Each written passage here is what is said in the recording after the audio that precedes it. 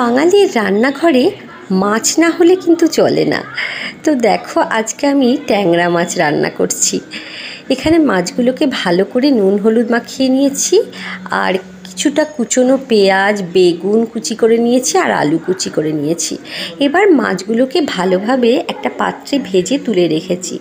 এরপর কড়াইয়ে তেল দিয়ে তাতে কিছুটা কালো জিরে ফোড়ন দিলাম, আর কাঁচা লঙ্কা দিয়ে আলুগুলোকে একটু ভাজা ভাজা করে নেব। আলুগুলো যখন একটু ভাজা ভাজা হয়ে যাবে, এবার পেঁয়াজটা এর মধ্যে অ্যাড করে দেব। পেঁয়াজটা দিয়ে ওটাকেও একটু ভাজা ভাজা করে একটু ঢাকনা দিয়ে একটু সেদ্ধ করে নেব।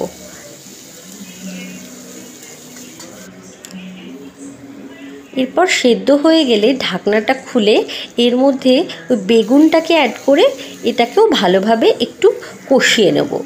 এবার খুব ভালো মতো কষানো হয়ে গেলে এতে স্বাদ মতো নুন হলুদ আর কাঁচা লঙ্কা দিয়ে, আমি রান্নাটা পুরোটা কাঁচা লঙ্কা দিয়েই করব। তো এবার ভালোভাবে একটু কষিয়ে এর মধ্যে একটু টুকরো করা টমেটো অ্যাড করে দিতে হবে। টমেটো দিয়ে ভালোভাবে একটু আবারও কষিয়ে নিতে হবে। কষানো হয়ে গেলে এর মধ্যে মাছগুলো একে একে দিয়ে দিলাম। এবার মাছগুলো দিয়ে একটু নাড়িয়ে নিয়ে এর মধ্যে এক বাটি গরম জল অ্যাড করে দিলাম।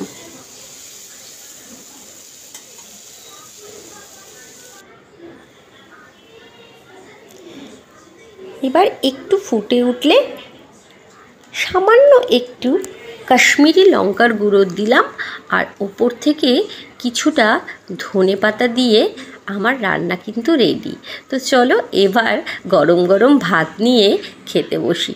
তো বন্ধুরা, আমার এই রেসিপিটা ভালো লাগলে চ্যানেলটাকে লাইক ফলো করে দিও। বাই বাই বন্ধুরা।